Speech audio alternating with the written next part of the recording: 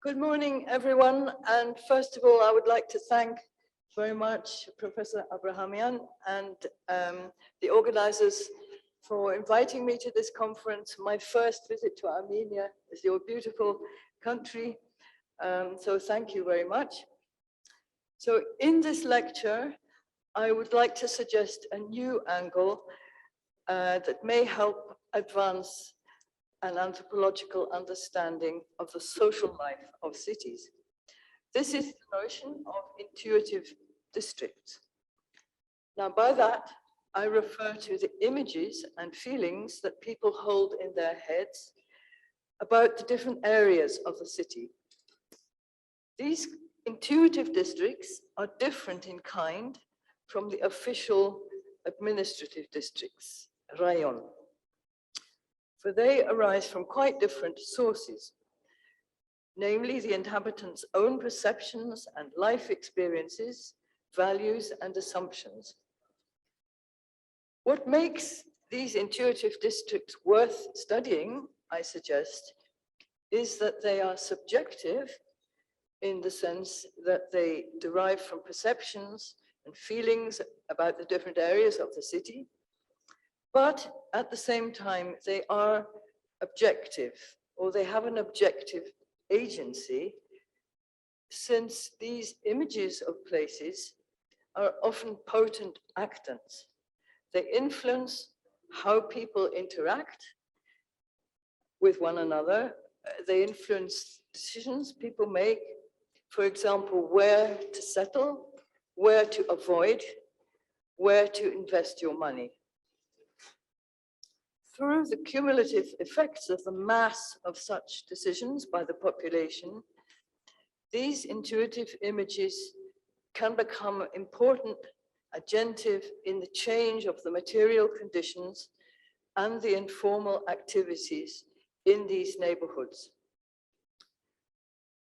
In a word, they're active in the dynamic processes happening in the city.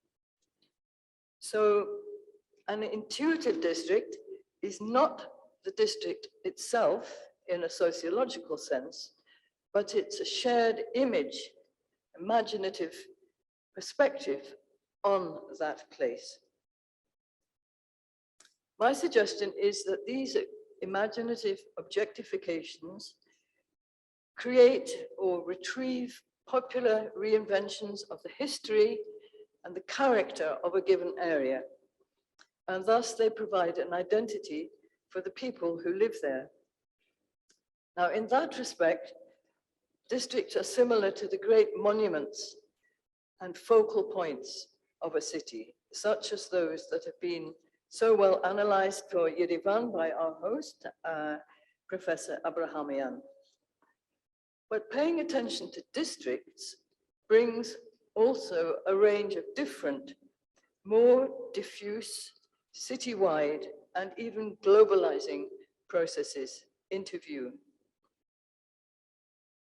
So intuitive districts are often compared to other intuitive districts, very often in a competitive way or even conflictual way. So there are struggles, not only about the meaning or the dignity of a single district, but also about the value and status of the whole array of districts in the city as a whole. So the citizens and the municipal authorities make their evaluation of different districts. They make this visible in different ways.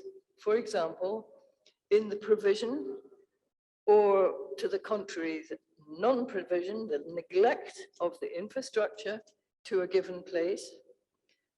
Another example is the siting or removal of street markets, or decisions about investments in a given area to build a hotel or some kind of shopping center in that place. In another example is the emergence of tentative civil society decisions in the symbolic location of political protests and the territorial organization of criminal structures. So how did I come upon this idea of the intuitive district? It arose, first of all, from my own experience as a child. And this is one reason why I use this word intuitive. I grew up in the grand old city of Edinburgh, which is the capital of Scotland. Where is this picture? Sorry, I need some help here. Nothing is here.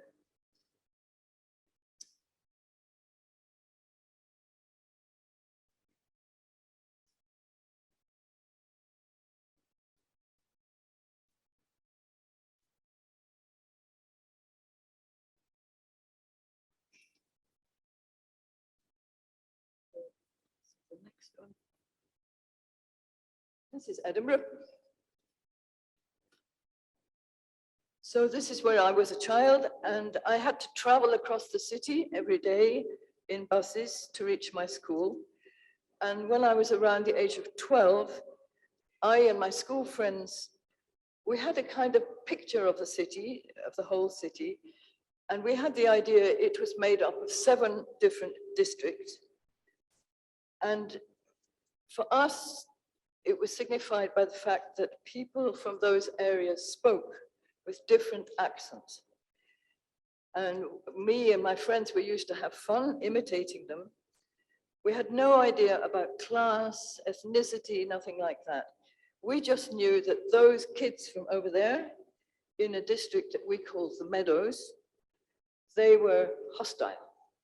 We met them in the swimming pool, and we either had to avoid them or we had to fight them. So it's like the idea of something like this place called the Meadows, where there were those enemies. This is the kind of thing I'm going to talk about today.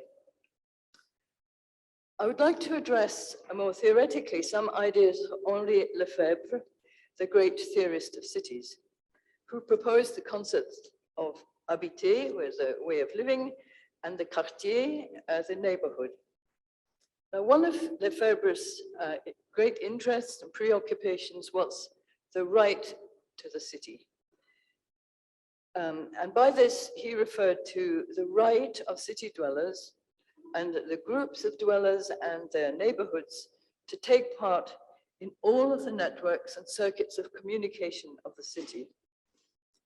And this depends on access to the essential quality of urban space, which he thought was centrality. He wrote, Lefebvre wrote, that there is no urban reality without a center, without the encounter there of all objects and subjects. Now, the right to the city implies the refusal to allow oneself to be removed from urban reality by discrimination or segregation, removed from the centrality. Now, a lot of Lefebvre's work idealizes the idea of the quartier or the neighborhood, which he pictures as a local way of life with the potential for emancipatory citizenship, sort of getting closer to this ideal of the right to the city. But I ask, what if the reality of the city acts against those ideals? And I think the post-socialist city is interesting in this respect, because in such cities, older areas were often left to decay, and new ones were built on commercial principles, not neighborly principles, but commercial. And so you get situations like a friend of mine told me, you may be living a resident in one of these older areas, which seemed for a time to be pleasant and adequate, but they became neglected and prey to dark forces. So the children may beg their father, let's leave this terrible place. And he might reply, no, no, this is our home. This is where you were born. We're going to stay here. And so this is the kind of complex or even conflictual situation that often happens, I think, in post-socialist cities. And it's why I prefer to use the word district, which is a neutral word, rather than the loaded term neighborhood. In ordinary spoken English, neighborhood implies some kind of community, some positive interactions, a kind of kindliness. And the anthropology of the city in the West has developed a definition of neighborhood that's really based on the American way of life, and involves this kind of cooperation among people. But the post-socialist city is historically and politically completely different. It's often not neighborly at all in the American sense. And also because of the great dislocations of population in the Soviet period, it's also unlike the long-established quartier of the traditional French city, or the Paris as described by Lefebvre. So I want to introduce you now, first of all, to my case study, which is in Buryatia, Ulan-Ude. It's the capital of the Buryat Republic in Russia. Now, this city is thousands of miles from Yerevan, both literally and symbolically. But I hope that nevertheless you may find interesting the contrast, or maybe even some points of similarity. Now, all post-socialist cities, post-Soviet cities, share at least one feature, which is their ideological reconstruction and re-signification of previous urban landscapes. And this involved the creation of a socialist center. And this was in principle open to all citizens. So such a central district was built for Ulan-Ude around the Ploshchad Sovetov, which was designed essentially as a kind of parade ground. And its focal point is the statue of the head of Lenin. It is. And in a way, certainly when I was there in the Soviet period, it's a kind of, or was a kind of quasi-sacred place. This kind of idea of this head kind of looming over the city. And it's more recently also the place for the political protests or political meetings. Now, Ulan-Ude is often called a red city. It had a very strong communist vote. The Soviet leaders remained in power long after the end of the Soviet Union, and nobody dreamed to remove this head. It's still there. Nobody changed the names of the main streets. So still today, the main street is Ulitsa Lenina, and this goes from Ploshchad Sovetov down to the Ploshchad Revolution. And the central streets around here are all called Kvebyshev, Sverdlov, Kirov, etc. So the square of the Soviets, Ploshchad Sovetov, has official gray painted buildings, offices, FSB, post office, state theater, etc. The Revolution Square at the end of Lenin Street is more commercial because it was always, it's located where the trading rows of the 19th century were located. And they have not been demolished. So we have two poles in a way, the governing pole and the trading mercantile pole. And they go back to the city's earliest history. It was called Verkhny Udinsk. It was a small town of military officials and some Jewish merchants constructed on the site of a 17th century Cossack fortress. Now today, we have Lenin Street. It links the head and the governing district at the top with the more mercantile area at the bottom, with these elegantly decorated wooden houses. These houses were where the merchants lived in the past. Now, these houses are now somewhat decrepit and inhabited by poor people, But this area has a kind of lively informal identity. It's known as the Bosni Rayon Dumpling District because it has numerous small Buryat cafes and restaurants. Now, in 1926, Ulan-Ude, if we talk about the people, the population, 22,000, was almost entirely Russian, with only around 3% of Buryats living in the city.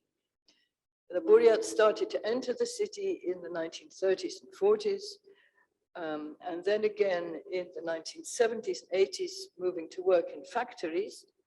And finally, recently, a mass influx of people from the depressed countryside. And this is going on up to the present. But even so, with this, even despite this flow of Buryats, the Buryats today are only around 1/3 of the population of the city.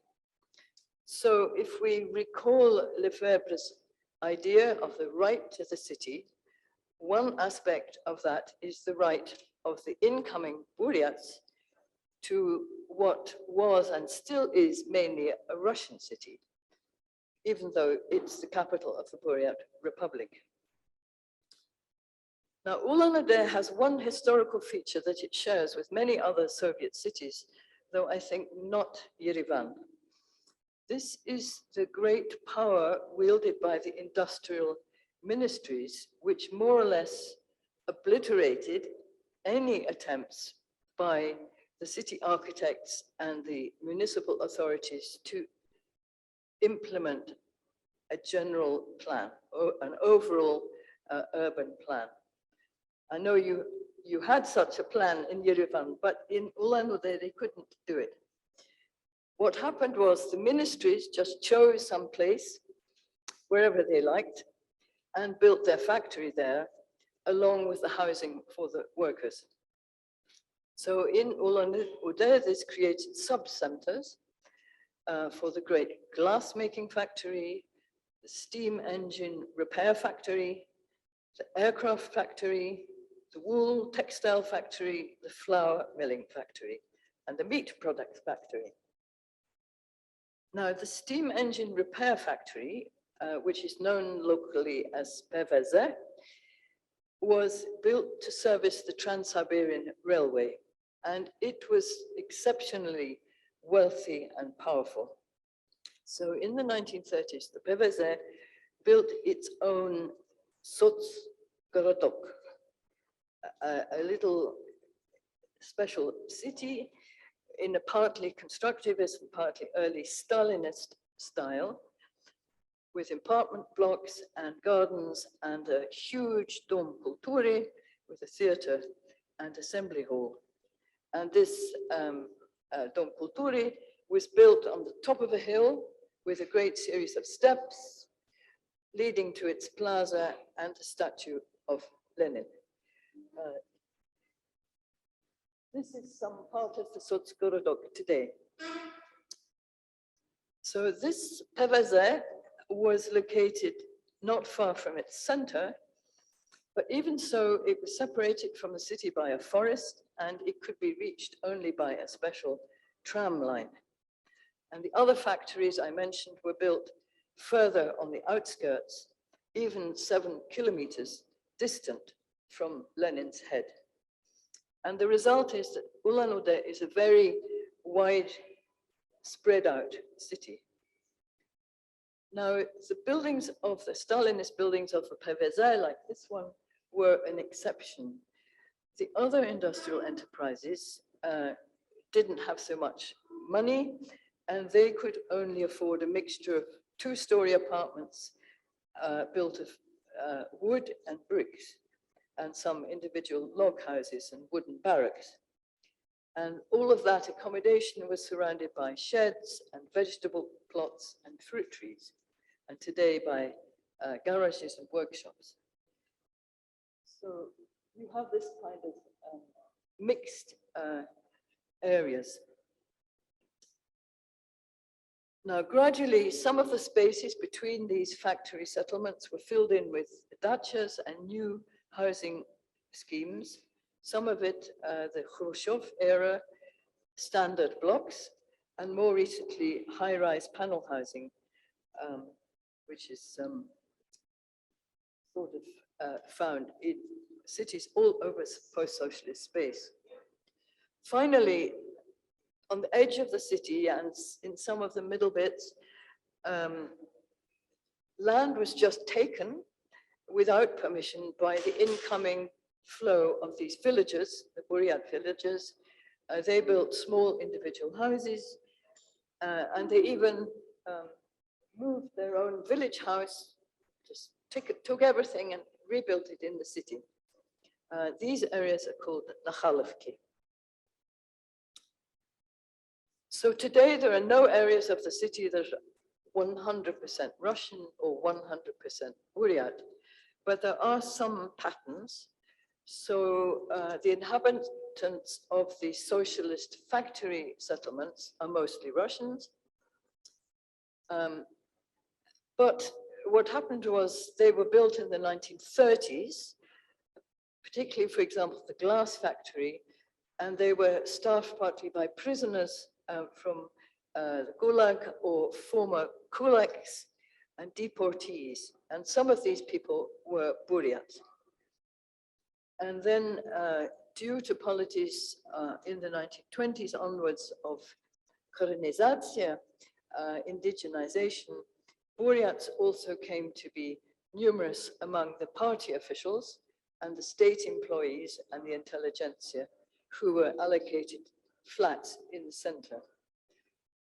And much later, the inflow of these villages, so-called kolkhozniki, into the informal Nakhalovki were also mainly Buryats. So you have a kind of structure in which the kind of poorer people are Buryats and many of the influential elite are Buryats, and then the great mass of the middle are the Russians. So the result of all this is that the city is very uneven and sprawling. Communication is not easy and sometimes not possible without going, first of all, from your place into the center and then out again. The city geographically is, it has two large rivers, and this is one of them. And there are only 3 widely separated bridges across them, and it's also divided into 2 halves by the Trans-Siberian Railway, and the city has only 1 bridge over this railway. And here you see on the right, there is the railway, and here is one of the rivers. So it's quite a geographically divided city. Now, the intuitive districts I mentioned earlier are quite different from the 3 official rayons of the city. There are 3 of them in these 3 different colors. Now I want to, those are the rayon. I want to give you an example of the intuitive district. I came across this by chance on the internet. This is a map posted in 2020 by some group called Underground Buryati. It's a group in Vkontakte. Hope you can read that. Now this map was liked many times, and people wrote in with messages like "Greetings from the zone of alienation" or "Hi from wasteland." Gustiri. Now, of course, those attributes, the characteristics of these places are specific to whoever made this map, the underground people.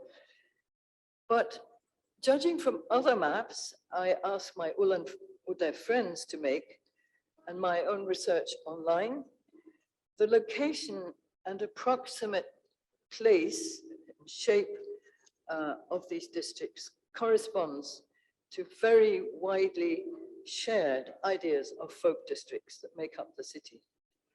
Here's another one. I'm glad to find wrote this one. So these districts are imagined very approximately with boundaries. And although these two maps I've shown you don't give names, they're basically appropriated by means of the names, the folk names given by the citizens to these places. And these are kind of nicknames, everybody knows them, and you use them, for example, if you want to explain where you live, or you want to get off the marshrutka bus, where it is. And so I discovered from asking my friends, what is different from person to person is not so much the location of the district, but the emotional attitude to the district. So for example, the green area marked Bolota Pustata.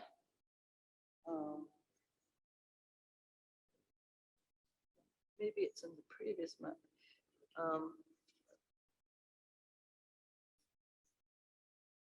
Sorry, I can't find it now.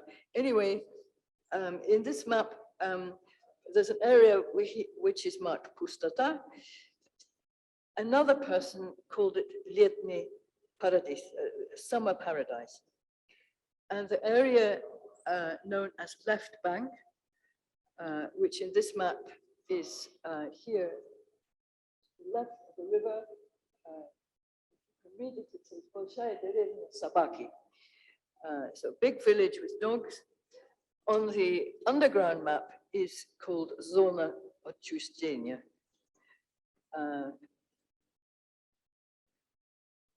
So if we look at another map, another friend of mine made this one. Again, the city marked with different attitudes to these places. You'll see, surprisingly, in this map, a great blank area in the middle. The head is where that black spot is, and just to the right of the head is a kind of blank, although it's right in the middle of the city. People call this area Kirzavod because presumably at some point in the past there was a brick factory, Kirpichin Zavod was there, but now nobody knows anything about this factory. And on the underground map, this district is labeled Pustir. And in fact, if you go there, it is a kind of nothingness.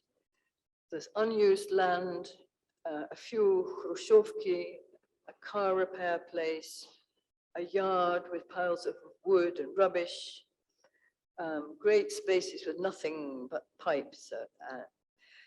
So Kirchzavod is an intuitive district, but it's one that's a bit like the ring of ashes that remain after the fire has died down. I do not claim that intuitive districts have stayed exactly the same for decades. What I do claim is that the popular districtification of the city has been a constant feature.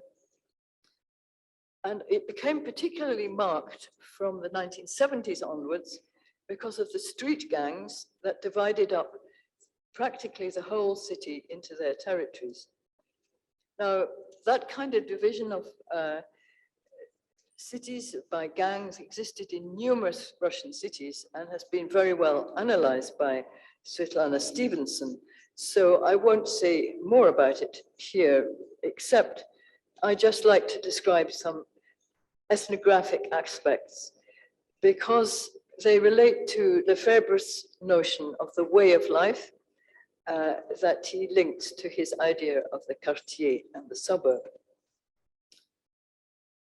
In the 1970s to the 2000s, the Ulan-Ude street gangs were devoted, I suggest, to creating and maintaining their own stylistic, even ways of life, just as much, if not more, than defending their territory or achieving domination over one another. The gangs were similar in some ways because they all tried to monopolize petty crime in their districts, which they called Stati, states. But the gangs were very different in the atmosphere of their Stati, and in their now much romanticized styles and manners. Now, in the industrial settlements that employed prison labor, like the glass factory or the PVZ, in Stalinist times, those people who had that background remained after they were freed, and their gangs reproduced a kind of criminal-oriented culture. And this was felt by people in other districts of the city. So, for example, one Buryat writer wrote, "Made in PVZ means worker or peasant origin, sports or training clothing, padded jacket with specially rounded shoulders, slippers worn in all weathers, long conversations about the way of life, a singing and drawling way of pronouncing words, and strangely avoidance of swearing. Are we devils or what? But also a cult of the former prison inmates, the use of criminal slang, and the idea of feeding the zone. You give your money into this abshak for the prisoners. Now, by contrast, different from them were some central city gangs, one called the Gortop, which consisted of youngsters from the prosperous Buryat intelligentsia. And they dressed stylishly and they arrogantly roamed the city with knives. This is a Gortop in the 1980s or something. And they were distinguishable from the working class Russian groups nicknamed Chav, who had their own dress culture and adopted this kind of squatting posture. And both of these were different from the Chankayshisti, who were mostly Buryats from the new mikrorayoni of Zaode. Now this name they chose, Chankayshisti, a rebellious name, it declares anti-Soviet attitude and a kind of pro-Asian, non-Russian culture. So the Chankayshisti spread rapidly in the district called the Wild West in the underground map. They gathered at places they called Taiwan. And then other Buryat groups also emerged, calling themselves Gunne, Humkhuzi, Bargute, and so on. So all of them opposed the Russian gangs of any kind. And the Chankayshisti elaborated their own code or way of life to differentiate themselves from the Russian Chavs. And they dressed fashionably if they could, and they refused what they called low-life street crime, such as snatching valuable fur hats. They claimed they respected elders and treated girls very well, and they rejected the influence of criminals and prisoners, unlike the other gangs. So the Chankayshisti divided up the city very accurately by the streets. So up from this street to this street is Chankayshisti 1, this to here, Chankayshisti 2, there were several of them. And they didn't venture into the center normally. But quite early on in 1968, a mass of Buryat groups joined forces to pour across the bridge over the Uda to attack the core of the city, the area of the head, shouting their battle cry. Now, these distinctive localized gang cultures are interesting in relation to Lefebvre's idea of the right to the city, which he argues rests on familiarity, knowledge, and the refusal to be segregated. He wrote, Lefebvre wrote, "The city dweller living in the heart of the city is privileged, even if he's poor. He has a different relation to life than that suffered unwillingly by the suburban householder or the newcomer to the city. Even if he is not wealthy, he reaps the benefits of the past glories and enjoys a considerable freedom of initiative. His daily life is enlivened by monuments and chance encounters, and the various occupations and distractions of his everyday experience. Now, that's all Lefebvre talking mainly about Paris. In central Ulan-Ude, you don't really find, I think, that freshness and exuberance that Lefebvre describes for central Paris. Nevertheless, conquering the city, or the center of the city, and at least making your mark there was very important in ethnic clashes between the gangs. In other words, we can talk here about the incoming Buryats' right to the city. And of course, the epicenter was Lenin's head. Now, these gangs of the Buryat former country folk, so-called kolkhozniki, some of them, they lived in the Nakhalovki, and they lived on the outskirts of the city. They were called Galavari. Now, that name is an insult today, but it's often said to have originated with the first arrivals, these people, who were the farm boys, the unfamiliar with the city. They didn't know it at all. But they determined to choose the head as the place for their meetings and to attempt to show their strength, their conquering supremacy by climbing up on the head. So this is a different kind of right to the city, a sort of physical right to the city, rather different from Lefebvre's idea of kind of knowledge and tradition. So in other words, these district-based gangs turned the city into a miniature, the Buryat ones, anti-communist arena of these make-believe states, and their mode of action was physical, to use their own bodies in fights and transgressions. Now today these gangs have disappeared, or they've been merged into a citywide organization of criminal racketeers. I won't say more about that because you can ask me later if you're interested.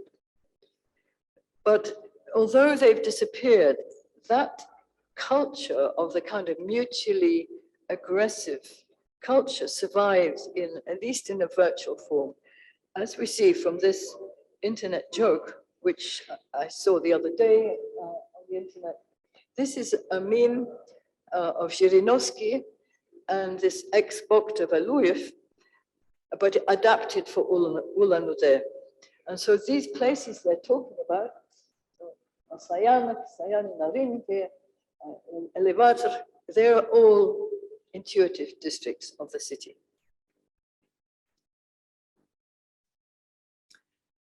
So if we can agree that the citizens assume that there are districts, the presence of districts, what can we say about the contemporary social and signifying processes that keep these ideas alive?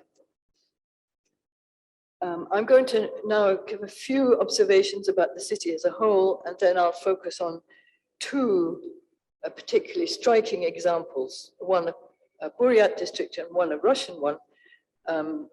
But you should remember that they're just two of many, there are many other ones. So about the city as a whole, since 1991 in Ulan-Ude, with the collapse of the great industries, the relaxation of planning laws, and as mass in-migration, also out-migration, ethnicity has come to be the focus of some new intuitive districts, particularly set up by the Buryats in the so-called Nakhalovki. So a family arrives, then maybe brothers, sisters, cousins follow with their families, and they appropriate a large plot, allowing maybe vegetable gardens, chickens, maybe even a cow. And there's now an extensive literature about post-Soviet Siberian cities, analyzing the assumed ruralization of the city. Now, two of the writers in this school, Grigoriev and Yelokina, have adopted a slightly different vocabulary. They write about the non-urban or not yet urban locality. They write that of these kind of localities and communities. So these kind of not urban areas are set aside by the city planners. They're kind of some kind of reserve development area, and they become essentially invisible to the authorities. They may be invisible administratively, but factually they can be large, well-populated places. It's just they do not fit the vision of the municipal authorities of the right kind of urbanization. So for them, they're invisible, but for the people who live there, of course, they have a very clear rationale. On the one hand, the people who live there, the core inhabitants, tend to be socially enclosed and tied to the particular traditions of the countryside region they came from and its clans. So, for example, there's an area in Ulan-Ude where Aga Buryats have settled, another location for Buryats from Kijinga. And we could call this enclosed in a way, except that because the inhabitants of these deprived areas very often earn their living by informal or illegal long-distance trade with China and Mongolia, in actual practice, these places can be linked with global economies.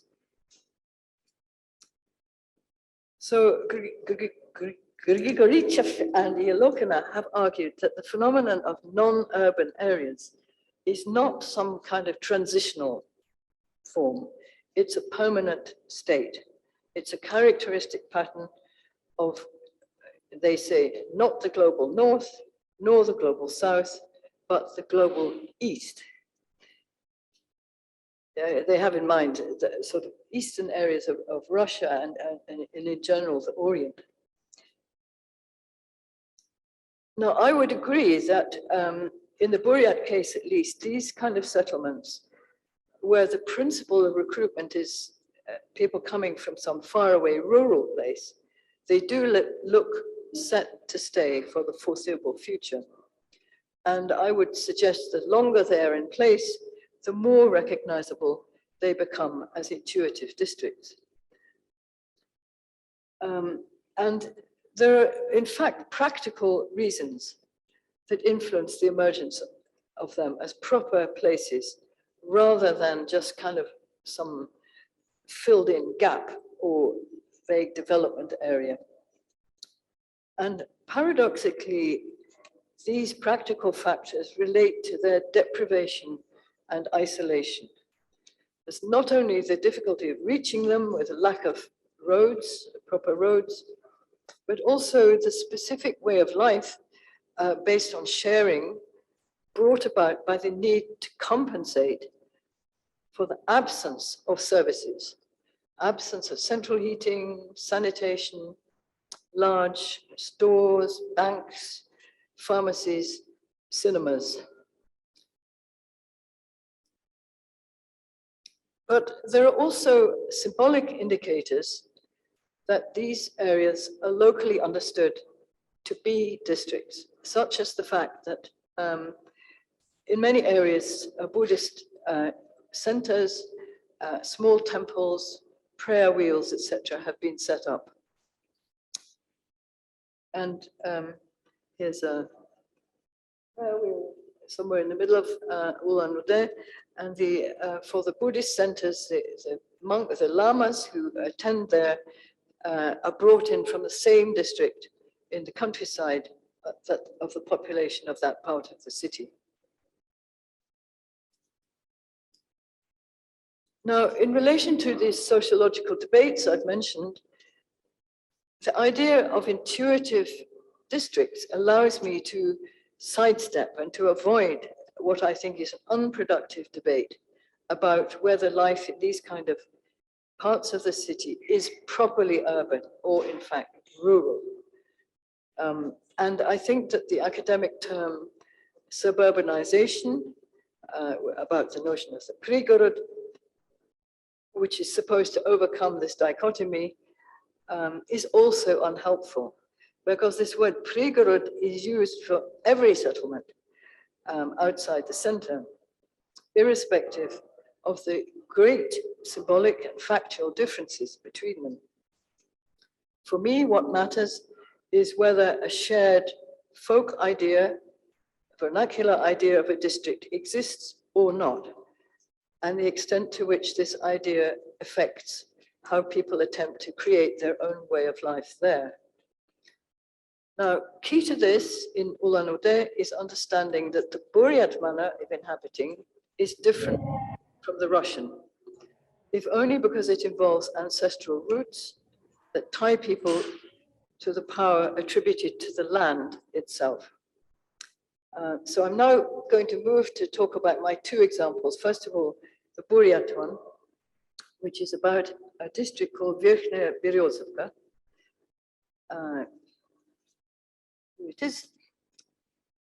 It's an outlying settlement in a hilly and forested area that has become the site of what I call social intensification. And it's subject to a lot of conflicting pressures. So the area has some elite cottages, some banqueting halls, and pleasant single houses. So why does the underground map I showed you earlier, it marks this area and it calls it beautiful but dangerous. So what is dangerous about this place? Now, Verkhnyaya Beryozovka is one of the few areas of the city where Buryats used to live in pre-revolutionary times. And they call this place Dead Onkotste, which means a high place with spirits.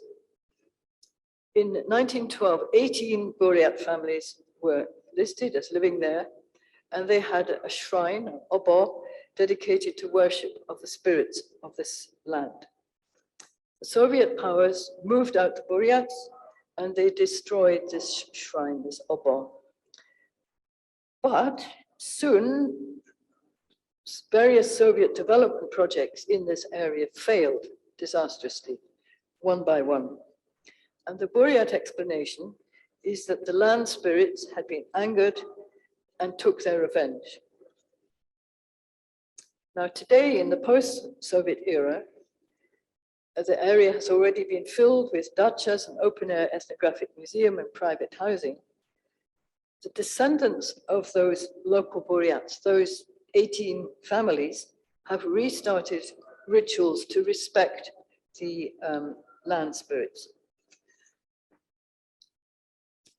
And Buryats say that this is a hard place, that the spirits are very angry, and this is why it's dangerous to live there. This should be an area only of respect and worship. And they say that the ethnographic museum has only made this place Dead Onkotste more dangerous, because its collections of shamanic objects included bringing in many other fetishes, is ongut, which are sacred receptacles for the spirits. And so who are these spirits? They are, of course, the vengeful souls of the Buryat ancestors who died having been persecuted, and these souls of the ancestors merged into the land and became spirits and emit energy and supernatural forces. Okay, so the strong and organized Buryat church also wanted a stake in this very spiritually powerful district.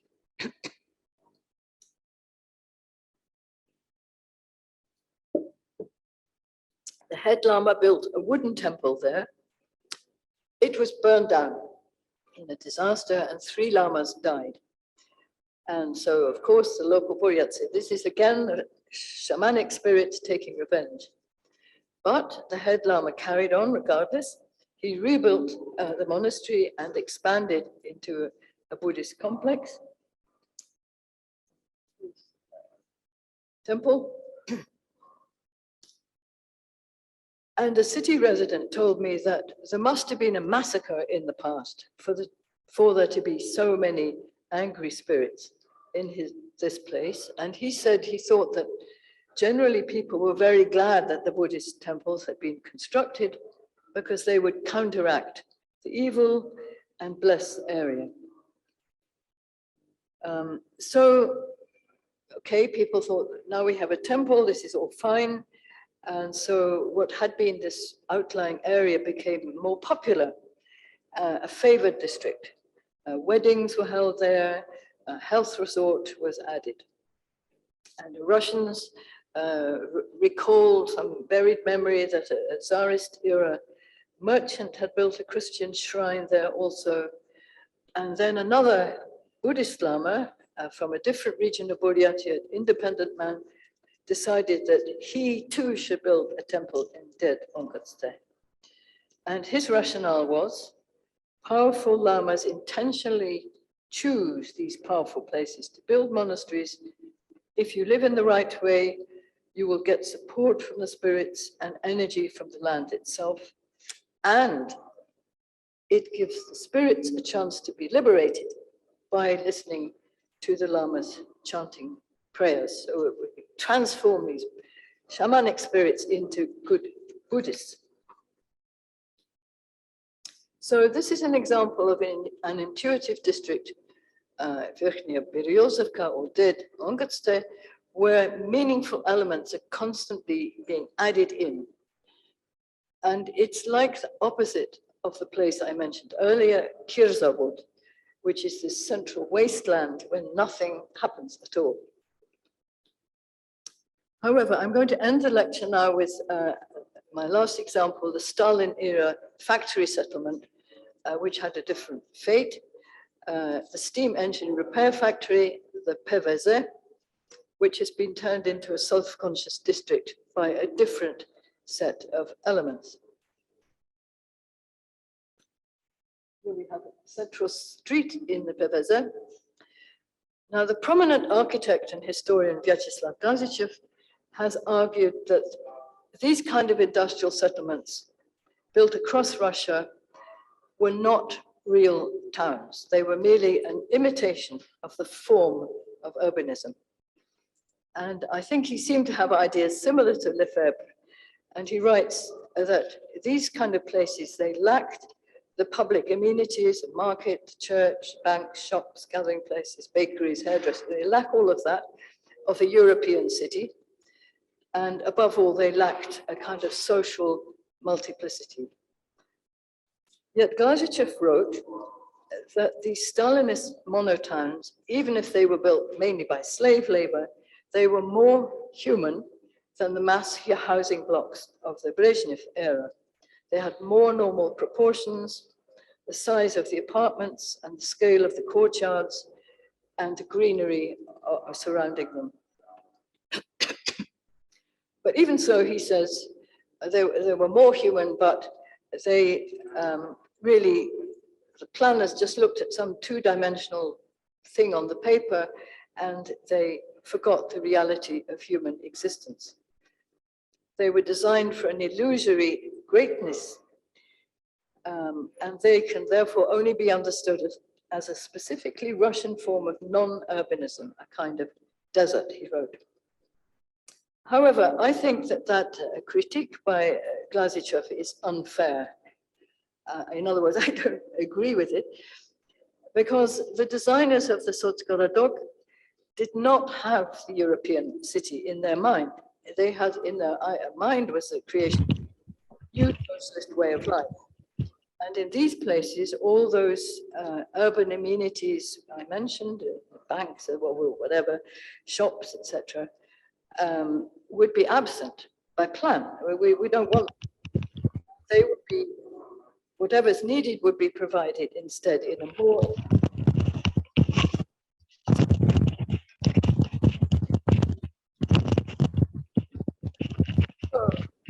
like it, the inhabitants of the PVZ had to accept specific life. And my suggestion is that regardless of whether it's truly urban or not. It's certainly, the PVZ certainly was and is an intuitive district, accepted citywide as a place with its own atmosphere and habits. Now, over the decades, the Sotsgorodok of the PVZ fell into disrepair, even though the factory still operates.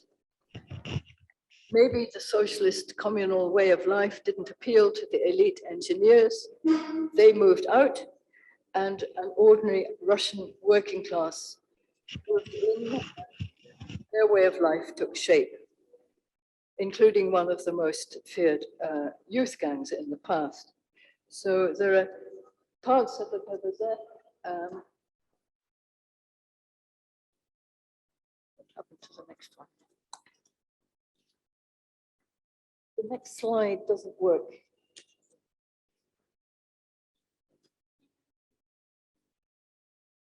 It should be the next slide, yeah.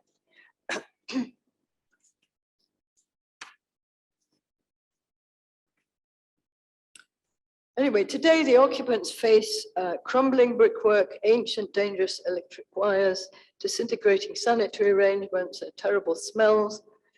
Yet the Sotsgorodok remains a special place in the minds of Ulan-Ude people. It's spacious, it's bare, and it's Soviet. People say it's like stepping into the past because it has none of the advertisements and brash commercial intrusive constructions that are found elsewhere in the city. Now, recently, the occupants of this special place, the PVZ, have taken action to have their district restored.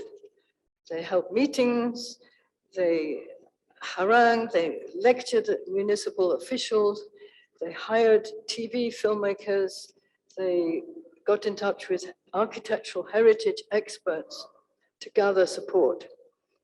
And this is an example, I think, of the civic community building that Oleg Kharkhordin discusses in relation to the steel-making settlement of Severostal, another of these industrial settlements.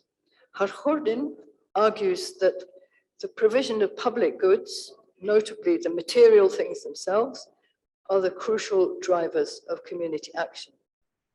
But in the case of the PVZ, from what I could discover, the most valued aspect of this Sotsgorodok for the people who live there is partly their material well-being, partly, but just as important for them is the more intangible idea that the PVZ constitutes a harmonious and well-proportioned ensemble.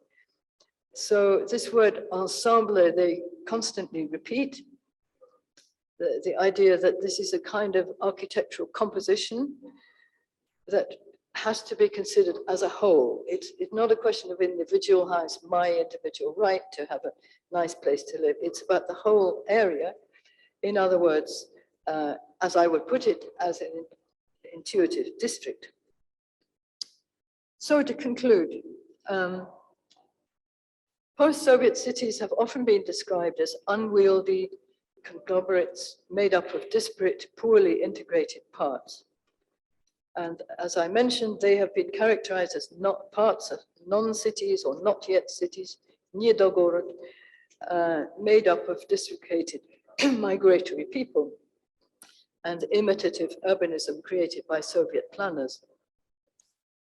So in this view, for writers like Glazichev, smaller cities like Ulan-Ude are little more than agglomeration of villages. Now, in a slightly different view, argued by Grigorichev, Prislavsky, and Manzanova, the Soviets did create real cities of a kind, but whatever they were in Soviet times, now they have been deconstructed in the last 20 years by the flood of countryside people, immigrants who swamped the city in ruralization. Or what they call suburbs in some of these works. Now, in the opinion of all these writers, neither the underfunded municipal authorities nor the capitalist private sector is capable or even interested in reversing these trends. What I have suggested in this lecture is that this obsession in the literature with urban versus rural, the center versus the periphery, the not yet urban, and so forth, these ideas, is not the only way to understand these cities. Instead, we could adopt a less implicitly judgmental, less teleological language. Because if you have the idea of Niedergorod, the idea is somehow there would be somehow a better thing that would be a real Gorod.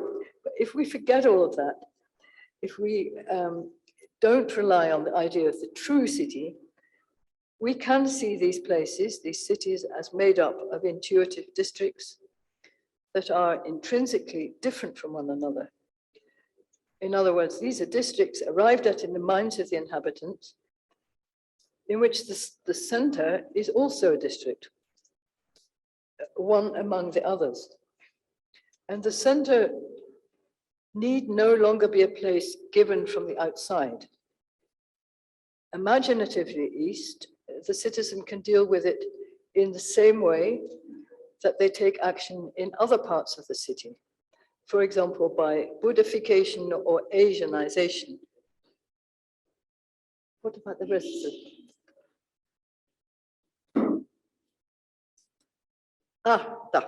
Okay, here is Buddhification. So on top of where Lenin's head, this is of course an imaginary thing on the internet, but people can imagine a different center there. And I've also seen on this pedestal the head of Mao Zedong and the head of Genghis Khan, if we talk about Asianization of the space. So this is the way that life is lived in these cities. People only know and care about certain parts, but there are parts, these districts, they're prepared to take action to enhance and improve and protect, and also to imagine differently in their own kind of ways. So thank you very much.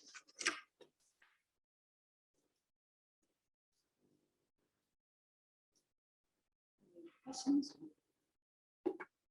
Thank you, Professor Humphrey.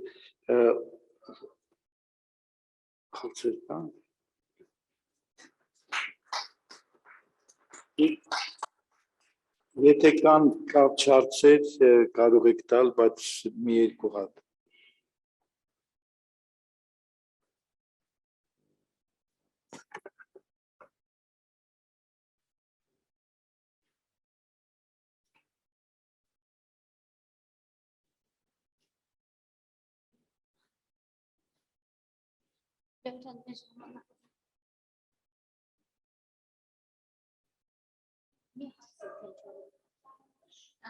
Yeah, sure.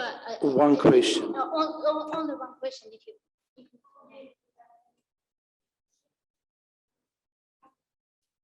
I should speak to the microphone for the interpreter. Thank you very much, Caroline, for your interesting talk. I'm Vlada Baranova, yeah.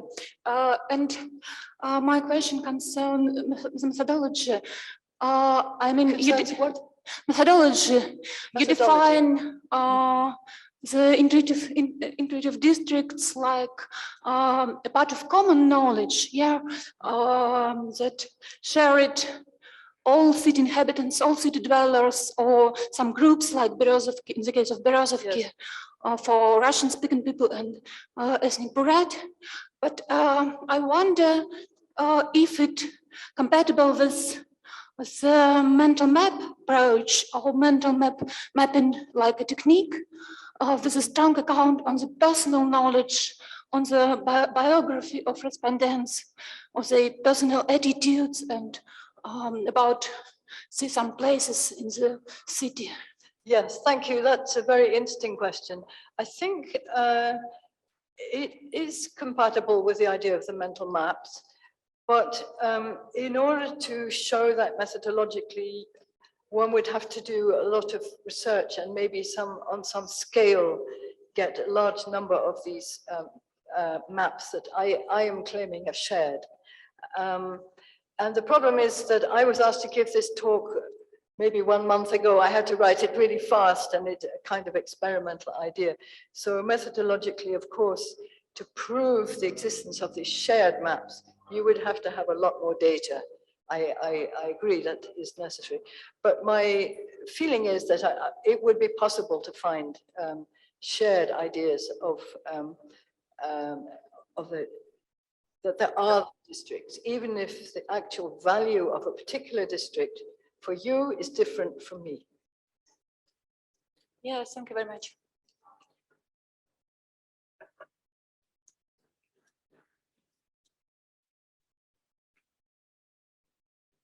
Thank you.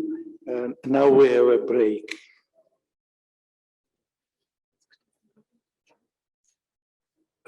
15 minutes. Tasnin gropeits, verada mâncați.